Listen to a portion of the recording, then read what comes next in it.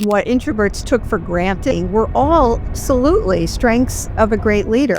Introverts, just like extroverts, love people. Has nothing to do with that. Most of our listeners probably know that the meetings that we go to, really the meeting takes place before the meeting. If you hear it in your head 2 or 3 times, it means you need to. When an introvert will go on and on and on talking about something that they're passionate. We couldn't get them to shut. It starts with them, right? Know thyself.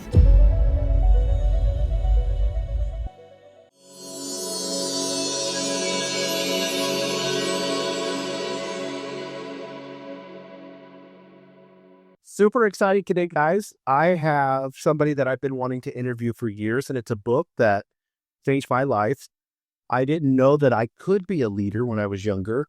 And this book came out in 2009, but there's a 3rd edition that's coming out, and we want you to pre-order that right now. It's called The Introverted Leader. And I am a proud introverted leader, and we're going to get in today on what the book is called, The Introverted Leader, Building on Your Quiet Strength. Dr. Jennifer B. Kahnweiler, she's a global powerhouse, and she's been shattering these stereotypes for introverts for decades. There's packed in this book 4 piece process that we're going to get into in detail so that you're going to come away with a lot of practical information on how you can be a leader as an introvert. And it's the ultimate, I believe, playbook for introverts to dominate in an extrovert's world. And also, we're going to get into hybrid workplaces and the technical aspects of that.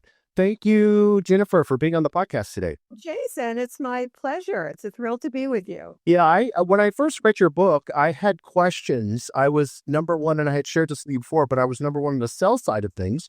And I was using my introvert to do well in sales, but I did not think that I could be, as an introvert, that I could be a leader. And I know what you wrote in the book, Quiet Strengths. And a lot of times when we see extroverts, they're like this loud strength. What did you mean in the title when you said quiet strength? Well, Jason, as I got to know introverts in the work that I was doing and the research I continue to pursue, it was just apparent that what introverts took for granted, the ability to listen, the ability to prepare, or the natural propensity to always be prepared as much as they could be, the taking quiet time, the just deep reflection and deep thinking were all absolutely strengths of a great leader. In fact, when I would talk with people about who their favorite manager was or their team lead, they would describe somebody who had those strengths. So that's what I was trying to work on or to get the message out about when I wrote the 1st edition of The Introverted Leader, because I was working with so many clients who were not recognizing the tremendous power that they had, that they were using, like yourself, and having success with, but just weren't seeing themselves as really powerful and really able to step into that role and embrace it. What do you think, going with that thread, what do you think the most common misconception about introverted leaders? And how can we as introverts challenge it? Well, I think what people in general think, Jason, as being an introvert, we still fight this bias, that's all over, particularly our Western society. It's changing, thank God. But, many people think that introverts and introverted leaders really don't want to be with people. Like they would rather just hide Right. or run into their office and just come out when they have to. And I guess to a certain extent, that's sometimes true, but it's not really the truth that we want to embrace. And that is that introverts, just like extroverts, love people. Has nothing to do with that. It's really about how much time and stimulation you can take, how much recharge you need. That's the key theme about most introverts will tell you, and you can probably validate this, that you need that time to decompress, but that has nothing to do with whether or not you like people. And I think that introverts have always gotten this bad rap. You used to see people be interviewed on the news after, let's say, there was some serial murder or something, and they would interview the neighbors. They said, "Oh, he was an introvert. He kept to himself." But that kind of I'm exaggerating, but that happens. That we're still fighting those kind of beliefs that introverts are not people, and there's nothing that could be further from the truth. I love that, and one of the things that and I want to be real practical for everyone, and so I'm going to jump right in with this. Your book talks about the rooms full of extroverts. Me as a CMO, a chief marketing officer, I'm in a room full of extroverts. How can introverted leaders effectively communicate their ideas when you're in a room full of all those extroverts? Well, as we know, Jason, having been in the workplace, I've been in a little bit longer than you, I'm sure, or a lot longer. But we know, and most of our listeners probably know, that the meetings that we go to, really the meeting takes place before the meeting, right? So what introverts do really well when they're effective in meetings is a couple things. One is that they make sure they know what's going to be addressed in the meeting and push for agendas if there isn't one. A lot of extroverts say, well, we're just going to get in there and talk. We're going to wing it. That's like the worst thing for an introvert, right? So then you all can kind of think about what is my 1 or 2 points that I want to make sure that I get across. Okay, so having that preparation also gives you the confidence when you might have to make a hand sign to somebody or ask a buddy in the meeting to kind of pitch the ball to you even beforehand, to say to them, I want to bring up some points. So if you see everybody talking over each other, make sure you bring me in. There's a lot of techniques that you can use actually before the meeting. And so I think that's really critical. But I also think that a lot of the decisions get made not only before the meeting, but also after the meeting. So if things come up that you didn't get to address, which can happen, right? That you make sure that within a very short period of time, you give yourself maybe even a couple hours, you then write down. And now with AI, it's really good to have that ability, which we wouldn't have had a few years ago, to summarize the meeting and then actually pick out points that you want to then jump onto and put your POV in, your point of view. So I think there's ways to bookend it, before the meeting, during the meeting, certainly talk, and then after the meeting. There's also a lot of techniques that introverts leaders have shared with me that they use. Like Pat Waters is somebody as an HR leader who I always love getting ideas from Pat. And she said one of the things that she does is self-monitor, and she's coached other introverts to do this. And that is, if you have an idea in your head and you're kind of thinking about, well, maybe I shouldn't say this, you're kind of forming it perfectly, or you're trying to just get it out there. If you hear it in your head 2 or 3 times, it means you need. I think also if the organization is very, skewed towards sort of pandemonium, if you will. And I'm not putting down, enthusiasm. There's a lot of times extroverts, they think through their mouth, right? So they're talking and they're talking. But there is something to be said, isn't there, for good facilitation? So sometimes we, and introverts included, need to push back on leaders who are letting the meeting get out of control.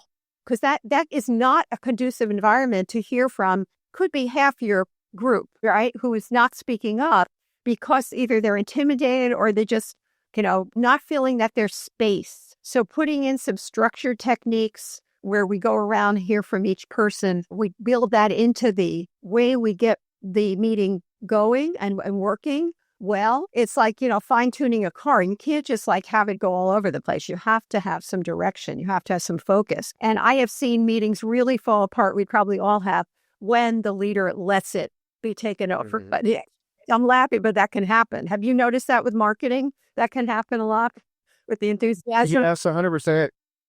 One of the things that your book taught me that is so powerful, and I want introvert leaders to get this, especially when it comes to meetings, is most extroverts, like you said, wing it almost all the time. 90% of a meeting that you walk into, if it's full of extroverts, they're all winging it. So when I come in, one of your 4 Ps, when I come in prepared, and I understand that me being prepared is my superpower, they always will look to me, especially being quiet, they'll look to me for the strategy or the wisdom. I will be instantly prepared, ready to go, and they're usually impressed by that. So depending on what I'm saying, but if I'm prepared and I'm confident in my preparation, if I prepared enough, then I feel confident as an introvert. Then when I step into the room, unless who knows where the agenda goes, but as long as I know beforehand, like you said, I'm doing all those, maybe I'm meeting with somebody beforehand, getting everything pre-done, then I know that I'm ready, I'm prepared. I've got my superpower, and they're not even thinking about it. They're just thinking about going to have the drinks after lunch or, whatever, as they're running their mouth, if that makes sense.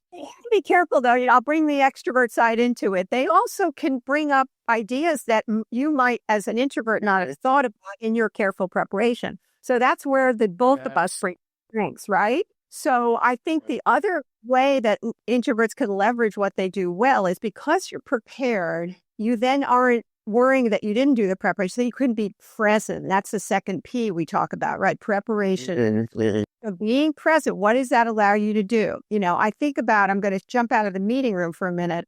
And when I was first learning to do speaking and training, I would get it. I was over-prepared and, of course, naturally anxious when I was teaching something that I didn't really know too well, right? So then I would not be able to be present and with the group. And I was focused too much on the plan, on my lesson plan for the day, right? And that totally took me away from doing what I needed to do and connecting with the group.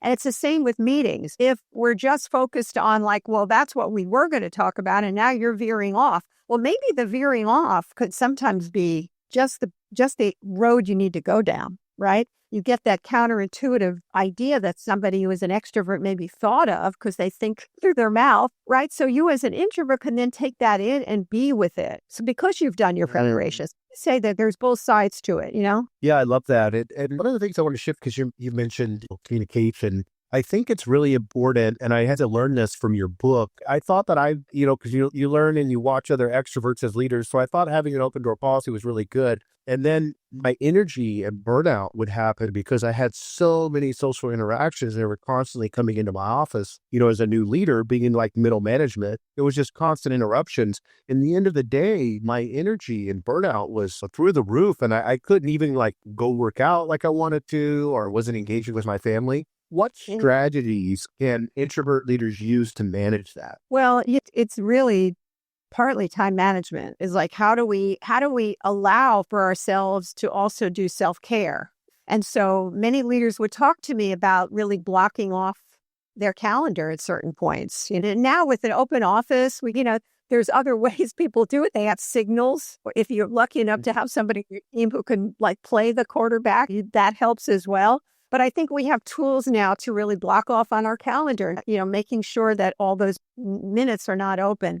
I think that you talk about working out too. A lot of what the introverted leaders told me is that they would take walks or get away, particularly now coming back to the office a lot more, although we also do it remote, to also take care of that, kind of stress release and also a little exercise, but getting away from people. So I think it's really intentional that we tend to not want to be reactive in that situation, but be proactive and know what our levels are. At the other extreme, I had leaders who I talk with who really had to learn how to be more people engaging at certain times. They were all about getting the work done, but they didn't realize the value in having some of those spontaneous conversations. And I think now that we are going back, a lot of people are going back to the office, they're going to start to see some of that thing that people have been expressing in some of our research that they missed, which was, walking to the coffee station with somebody outside of your team. So you're kind of learning what other people are doing in the organization.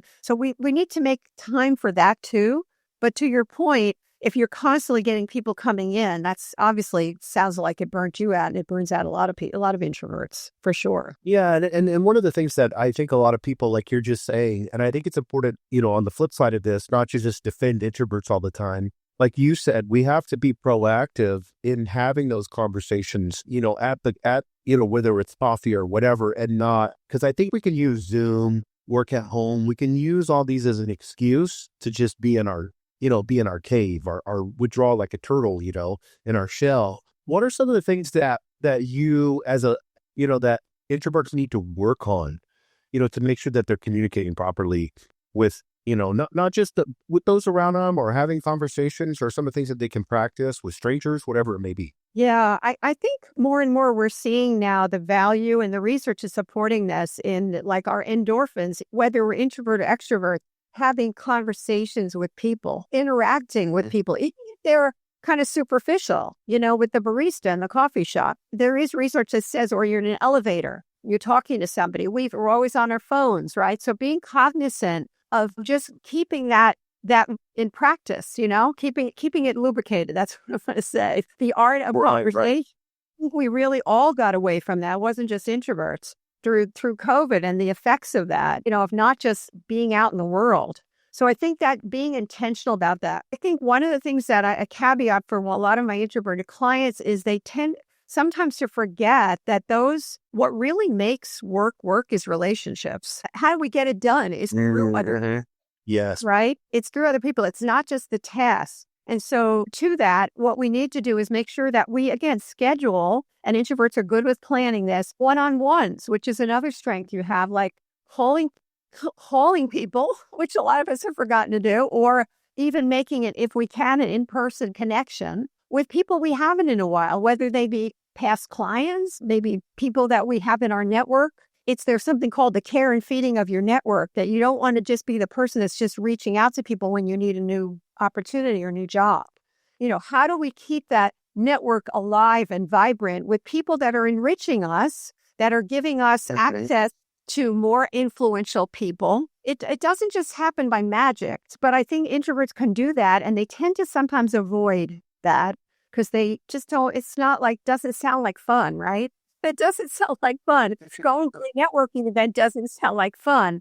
But if you have some structure, if you know, okay, let's say if you're going to a professional group meeting, as an example, where you're going to do a live thing, you put some parameters that are doable for you. Maybe you come early, you offer to help out at the table, you give yourself a certain amount of time to be there. You set an internal goal. I'm going to talk to 2 new people. I'm going to introduce, I'm going to follow up with 2. So if you have some structure to it, again, I don't need to stay the whole time. If it's a company event, I can show my face. Thinking ahead of time, what's my purpose, and then how can I execute that so that it's introvert-friendly, as I call it, So it's not like such a drain. But I think we do need to remember we need other people. Percent. And one of the hacks that I like to use is, if you're good friends with, I'm good friends with our CEO. So when we go to meetings, I always tell him to introduce me to at least 2 people, because he's extroverted, like super extroverted. He could talk to you about any time. So, yeah. Yes. Yeah. And it's amazing because it eliminates that first beginning part where you feel awkward. And then he's going on doing 3 to 5 minutes, and then dishes off to me. And then I can have that one-on-one. One of the things with the one-on-one, because I want people to understand this, when I read your book, and then I begin to be a leader and practice what you wrote, is how powerful coaching is and how amazing the one-on-one is when you do it right. Why is that a superpower for introverts, the one-on-one? Well, that's just what they report as being very, very comfortable, because it is not superficial. It is like getting to know people deeper. You know what I'm saying? It's like you find that a lot of introverts will say to you that they don't have tons of friends, but the friends they have they're deep connections. And I think this. Yes. And that translates to the workplace. I think you get to know people at not just like, how's the weather, but you really understand what makes them tick and how that really helps us from a performance standpoint. We know that what keeps people in organizations, Gallup tells us that, right, all the time. It's the boss. That's one of the top reasons. And having a purpose is another one up there. And so how do we know that if we're a leader or a team member? How to get the best out of our team members is to really get to know what keeps them there, floats their boat. What do they want to be challenged with next? And we don't just do that by just talking chit chat. Yes, it's important to talk about sports teams, but then go deeper, kind of schedule, really make that time intentional, about getting to know people. I wanted to say one more thing about another hack about networking, because you made me think about this when you mentioned your CEO introducing you. And I came upon this sort of just by happenstance. And I was at an event and there was a very quiet person next to me. I assumed that she was introverted. And then I saw another woman who I didn't know. It was a professional women's event. And she had a name tag. So I introduced the woman next to me to the other woman, who I had no idea who she was, but I knew she had a name tag. And the 2 of them started talking. So I said, well, that's another way for introverts to kind of get out of those long conversations that you're not necessarily sure. They often how to extricate yourself. The extroverts will just say, oh, I got to go mingle, and they'll kind of move away, right? But the introverts are like, right. Jump. So that was an interesting sort of that it came upon. And then Dr. Ivan Meisner, who I had on my podcast, The Introvert Ally last season, he talked about the open 2s and 3s. Have you ever heard of that technique? No, tell me about that. Well, it goes both ways. It goes for the people that are, when you're coming to a group, you want to make sure that you're not closing off talking to the person. You want to stand at kind of like a 45-degree angle. And when you're looking to enter a group, look for those open 2s and 3s, because it's much easier to do that than you can imagine when you're trying to enter a group where the people are just facing each other directly, it's a little seems a little more not inviting, right? Not uninviting. I'm not thinking of the word, but when you're just standing, I'm just a little bit open, and this goes for any, like even a tough conversation like that. By the way, you don't want to be head on. It's like the umpire and the and the referee and the team manager kind of going at each other. No, it can be a little more of an aggressive stance. So in this case, it's much more open. So I just thought that was a great, and I've been looking when I've been to groups lately, and it does work to think about either entering or making yourself more accessible to more people in the room. Yeah, that's so good. That's a great one. I want to ask you kind of a fun question here. If you had to pick one thing that introverted leaders do that often surprises their colleagues or superiors, if they're in, middle management or whatever, what's that one thing you think that surprises them? Okay, well, let's see. What comes to mind just off the top of my head is when an introvert will go on and on and on talking about something that they're passionate. And you think, that's so true. Yes. Right? Isn't that true?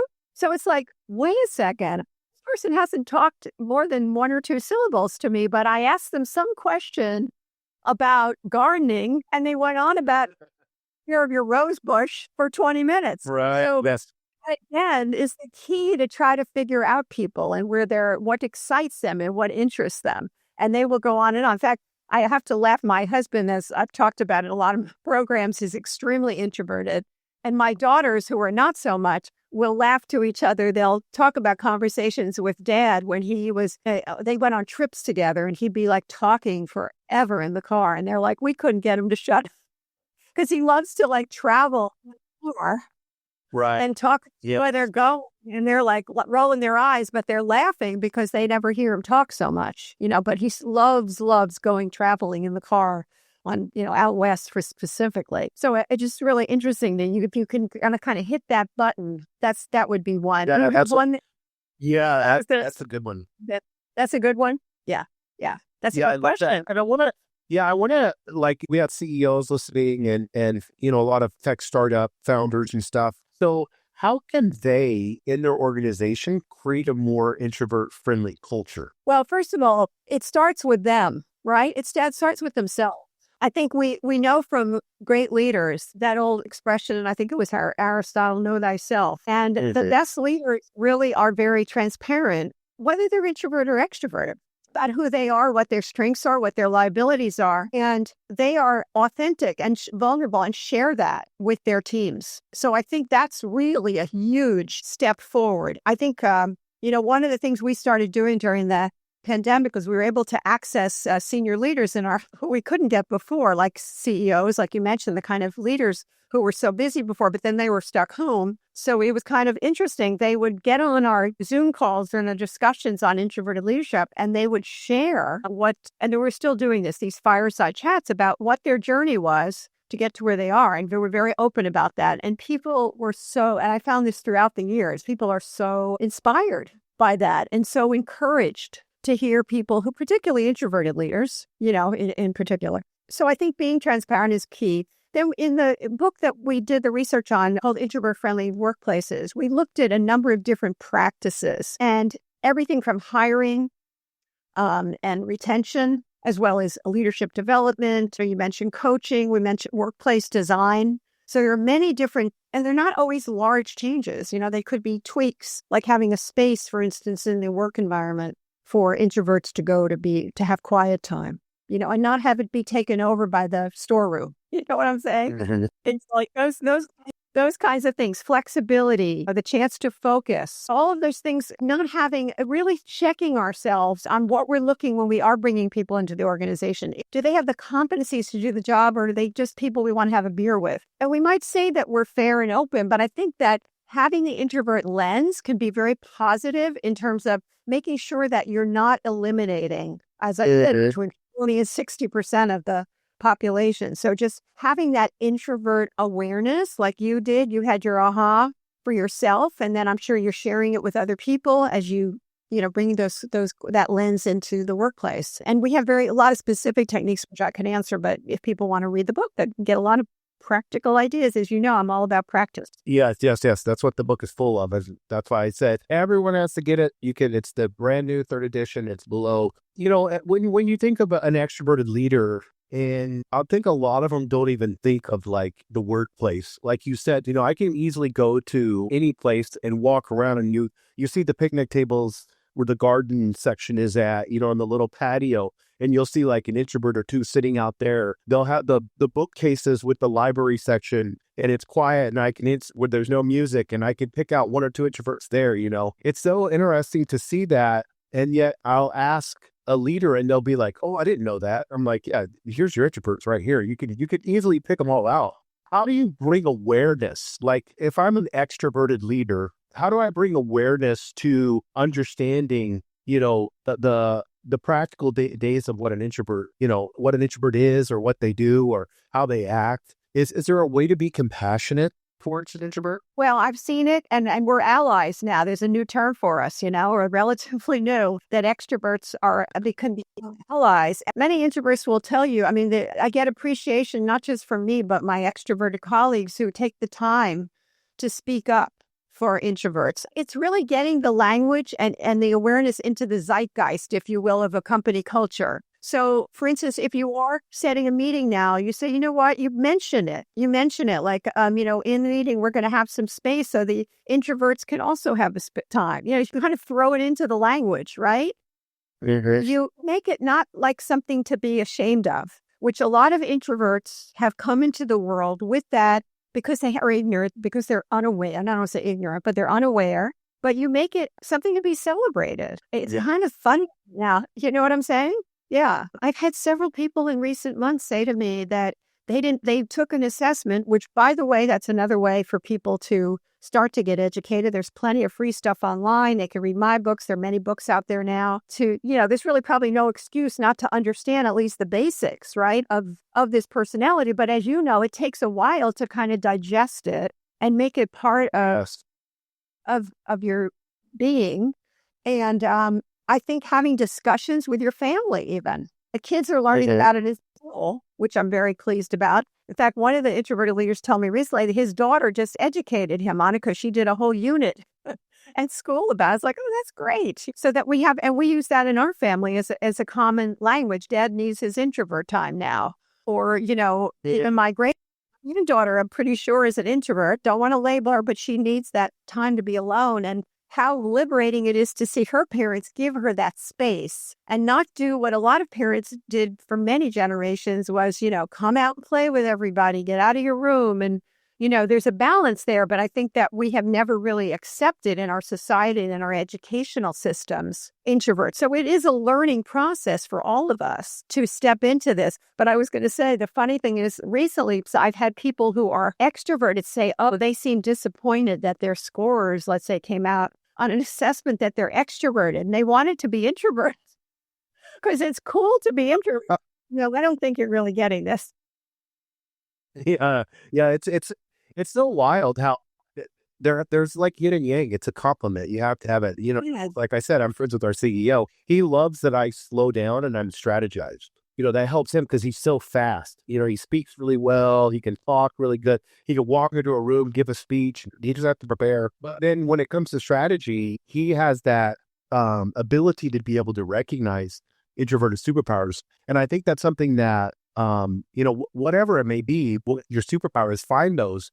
Take the time to take the introvert out to lunch, go have drinks, do whatever, and get to know them really well and find their superpower. You can ask them, like you said, if you start asking them about their job and they light up and they talk to you for an hour, you've hit the right button, and that's awesome. And that's where I want to get in.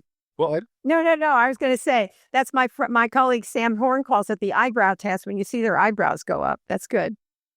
That's another good way to judge it. I wanted to say something about you and your manager, which what I really like about what he's done is he respects you and he's not trying to right of you.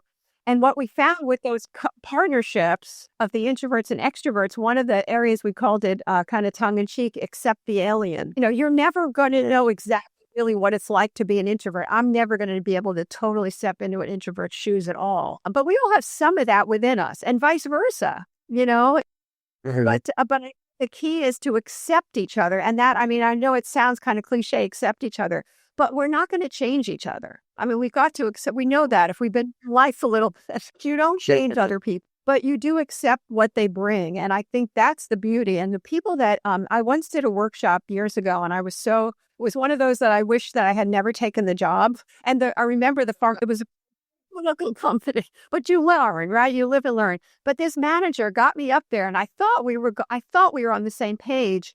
And turns out she wanted to turn her sales team into extroverts. I mean, that was the agenda. And she was, the implicit message was introversion is not good. I was like, I had to basically change everything and push back tremendously on this.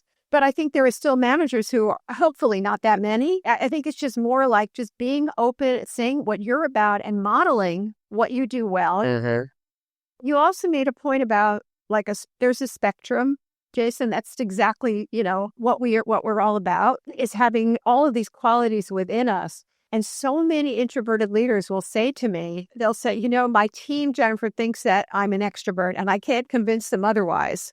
I am so introverted. But I have learned to use these behaviors of extroversion, being out there, connecting with people, networking. But I must have my recharge time. I have to have quiet time. I get away from people. I'm going to manage that. I'm not going to go to all the evening dinners. I'll go to what I have to. I manage that. But they really think that so it's like, okay, whatever. I'm not going to change their mind. But, in a way, as long as they're comfortable, these leaders, with how they're managing, that's great. The problem becomes when A, we're not aware, and B, when we go too much over to the other side. And extroverts will tell you the same thing. If they don't have the stimulation, they get deflated, and you're not going to get the best out of them. So again, that's where we need to know each other's strengths so that, we can plug people into those opportunities where they get to use those introverted strengths versus the extroverted strength as well. We got to think about both. I love that. And one of the things that you talk in your book, and we'll take this next 10, 15 minutes and go into these, the 4 Ps, because what happened when I started using the 4 Ps, prepare, presence, push, and practice, and we'll get into each of those, at the tail end of this podcast. But when I started using them, people thought I was extroverted, like you just said. Because if you're preparing, if you've researched, you planned, you're present, you're focusing on the moment, you have eye contact, you're pushing yourself to step out of your comfort zone, initiate contact, and then you're practicing, you're constantly refining your skills and seeking feedback, you look like an extrovert then. Yeah. Yeah. So, or an introvert. Or an introvert. So people say the same to you. And you come off, you have enthusiasm too. So people will say, well, introvert's another myth. Introverts don't have any energy, that kind of thing. But there's all there's all kinds of extroverts. So we have to be careful of not, labeling people too much and use it as one, as I say, one lens to look through. There's many other lenses to look through. I understand people. And we did the prepare pretty good in the meetings. So I want to focus on the presence. And you talked about the one-on-ones and all that. But nowadays, no one's present hardly. We even have to do apps to make ourselves be present. And as an introvert, something that I've learned is if I practice presence with people, like in my head, be like, make eye contact, really focus, listen. I can do that pretty easily as an introvert. And it becomes very meaningful to the other person, having that conversation, being present. Absolutely. Absolutely. I think engaged listening, having focused conversations is something that extroverts will tell you they really admire. When they talk, they admire about extroverts. They'll say, that's the thing that's stuck. There are all these people around. This person just focused on me. They really got it because they took the time to listen. They were a great sounding board. It's totally true, though, we all have the challenge now with our phones, and everything seems to be done through the phone. Like I was walking behind a group in the park yesterday, and I saw them all on their phones. I was like, this sucks. What is going on here, right? And it turns, one of the young men, then they broke up. They were talking very quietly. I was like, they could be introverted, so I was just observing them. And the young man, once they finished, they were done with their outing. I asked one of the young men, and by the way, they were all different ages. And I said to the young man, so what were you guys just doing over there? He goes, we were doing a Pokemon walk. And I'm not even sure what Pokemon's all about, but they were on some mission, right? but they had their phones. And so it suited them. I haven't guessed. The number of them were probably introverted. They were gamers, and it was the phone. But I think the phone in the negative sense can just totally take us away from being with people, for sure. And I think that is one of the things. I feel like sorry, go ahead. No, go on. It's okay. I feel like the presence, if you understand it as an introvert and you understand it as a superpower, because we feel as introverts, we can't put the cape on. We're not the hero. We're not the person. But these things, these 4 Ps are superpowers if you work on them. And they're easy to work on as an introvert. That's why your book is so powerful. If I practice presence, I set myself apart from a lot of other leaders. Just by showing that I care. You really do. And I want to also say, in times that we're in now, or, the world, it's very important. And I got this feedback a lot about introverts, to be calm and to breathe. And when we can do that, when introverts can lead the way with that, where they're not freaking out and thinking about, what's going to happen and talking out all their anxiety, which extroverts can do when they're anxious, they'll talk a lot. Have you noticed? That happen, whereas introverts might withdraw, but it's still important to be present. And I think we talk a lot about in the book about breathing, and how that it's very difficult to be somewhere else when you're concentrating on your breathing. And that's whether you're public speaking, whether you're having an anxious conversation, whether the world's going on around you and you're having a crisis at work. People look to introverted leaders for that calm and that just kind of, stability. So I think that's where presence comes in, that you may have seen with some of your colleagues as well. Yeah, and the last 2, I want to go into these before we close. Push is really important. And I use that all the time. I'll be like, Jason, just it's time to push yourself. If I feel, because I know that feeling of being hesitant, there's a genuine, if it's like a tiger's going to eat me or something like that, or there's danger, safety, there's a reason. It's 2:00 in the morning. I'm not going to walk down that alley. That's a comfort zone thing that, that's a fear thing. But there's this fake fear that I have as an introvert that I have to understand that I have to purposely, or at least try almost every day, to step out of my comfort zone. That's why I do these podcasts. This is one of the things. Like today, I'm stepping out of my comfort zone and I'm talking to somebody. But it's important for me to give you the honor because of your book helped change me as a leader. And I believe a lot of what I have going in my life is being the success that I have is based off of these principles. So it's important for me to step out of my comfort zone and have a conversation, reach out to you and have this conversation. And none of this would have happened if I wouldn't have practiced push, if that makes sense. Well, kudos to you. No, it totally practice push. I like getting the 2 Ps together there. Yeah, they work similar. You could prepare and be present, Yeah, you can prepare and practice. Yeah, they work all together. They do actually work together. We need to give some more thought to that. Yeah, totally stepping out of your comfort zone is we oftentimes use that expression, but pushing just enough so you're uncomfortable but not in pain. You know what I'm saying? Like if you think about it, we're going out and the next day you're feeling sore from the gym or whatever. But yeah, I think that's really important. And I think I've seen that. Where it came from was, we got the 4 Ps really from introverted leaders. I'm doing tons of interviews and observations with introverted leaders. What do they do that makes them so effective? And that was one of the things they do is they stretch themselves. They don't like accept that, okay, well, I don't really, I'm comfortable where I'm at. I'm going to just keep growing and changing. And that's why, looping back to what I was saying about people saying, oh, you're not an introvert, you're an extrovert, because they've refined those skills. They're great public speakers. Introverts make tremendous presentation because they're so prepared, but they also push themselves, to do that. And then they take a break. I have had lots of podcasts. I've been on a lot of podcasts, and many of the hosts are introverts, and they say the thing you do, which is it stretches me. I learn in the best way too with one-on-one. I engage with people deeply like you do.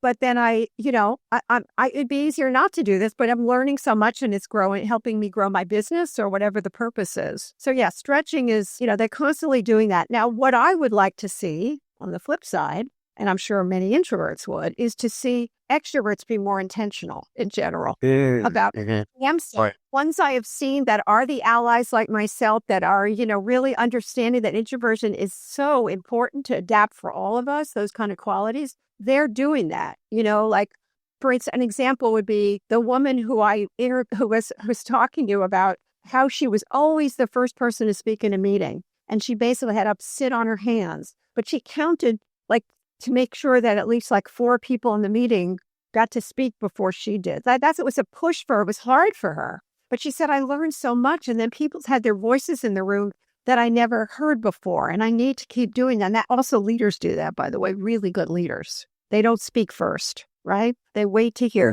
But for her, that was such a switch, such a push. But then as she kept doing that, just became part of how she operated in the meetings, which of course the introverts appreciated. But even more than that, they got richer performance results from hearing from everybody. So I think it's not just for introverts. Everybody needs to look at what can be my push today. Like Eleanor Roosevelt said, yeah, you should do something that makes you uncomfortable. Yes, I love that. And that leads us to our last one. We'll close out of this one is practice. What I learned with practice is, and I've talked to a lot of introverted leaders and help take introverted leaders and, help them progress like you have. I mean, you've done, thousands more leaders that you've influenced with your book. But one of the things that I've learned with practice is that it's easier for us than extroverts. It's easier for me to be disciplined than it is for my friend. He's running around like boom, boom, boom, boom, boom. There's nothing wrong with that. I can go to the gym. It's easier for me to discipline myself to go to the gym. It's easier for me to discipline myself to go take a walk. It's easier for me I can even thrive on a schedule, where an extrovert feels restricted, so practicing is something that, whether it's, and I encourage young men to get into a martial art or something like that, if they're introverted, it's something that they can practice, a skill that gets them out of their comfort zone. But if you practice it and you commit to the practice as an introvert, you're going to be hockey stick up, as far as just by being consistently practiced. It's the compound effect, I love what you said. It is the compound effect, and the Atomic Habits author writes about just a little bit every day, right? Also, extroverts can do it. And, it's the only way I've gotten books as an extrovert written is to have that discipline that I've learned from all of you too, from, having an accountability partner. There are things that extroverts can do to achieve results without getting distracted, following the lead of their introverts. You're absolutely right. Yes, you're sure. So important. I think that's why the 4 Ps has really resonated with introverts too, because it's a structure, right? Well, what I liked about practice is refining. I love that word. You talk about regularly refining your skills. And so what does refinement look like? So I had to tell myself, what does that look like? Having a coaching conversation, a one-on-one with somebody. How can I refine this and make it better? I'm talking too much. Let me ask more questions. Well, what questions do I want to ask? The next step is, how can I get the real answer out of the person instead of a fake answer? That's refining, So that's the practice in an introvert is I think the 4 Ps are all superpowers. If an introvert will do them. Yeah, right. Well, they'll follow your lead after listening to the podcast. Yes, I'd buy your book. Yeah, buy the book. Wouldn't hurt. Listen to our podcast, Introvert Ally. I love how you used your own examples throughout this. It makes it so much more powerful, and it validates that, you all have the answer already. Good thing. One of the things that I found that you said is if I get the endorphins going, even just a little walk, like you said, you're walking in the park, even getting in nature, hiking is really important for me. And I'm not eating crappy food. Those 2 things have changed my depression. And I talk to a lot of introverts and I've mentioned this, and because a lot of introverts will just go with the flow and they'll just eat whatever. They'll eat the pizza.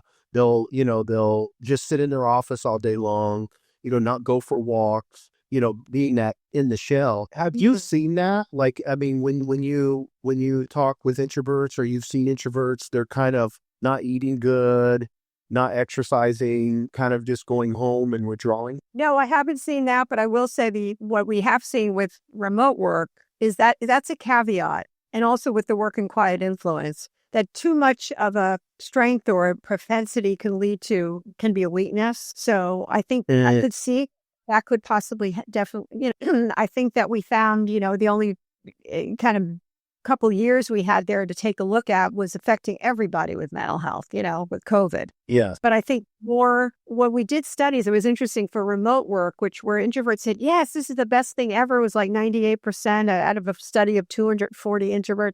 And as time went on, those numbers went down a little bit. People they got lonely. So if you could correlate loneliness with some of those non-productive behaviors. No, I think looking at diet is really important. I just did that myself, and it's made a big difference in my life too. I thought I was eating well, but not as well as you could, and it makes a difference in your energy. Yes, yeah, no, I know. It's so hard. There's so much amazing things that taste delicious. I was just in Paris and, a croissant every day. It's so funny. I lost weight. I guess it's just the walking around, but You were walking. You were I ate walking. desserts. I ate all the desserts. So bad. Well, You know, Jennifer, this has been amazing. We've done an hour. This is awesome, and I appreciate your work. And like you said, you've personally helped me and promoted who I am as a leader, and so I owe that a lot to your book. I use it kind of like a leadership Bible, and it allows me, and I've helped other introverted leaders all based off of your book. So I want to give you kudos to that, and thank you for taking the time to write it, and for all the people that you've helped. And I know this podcast is going out to 100,000 leaders. We're going to help some others too. and you are doing such incredible work on so many fronts, and you're a leader in the movement, in the introvert revolution. So I owe a lot to you as well. And thank you so much. It's been an honor to be on your podcast. Thank you.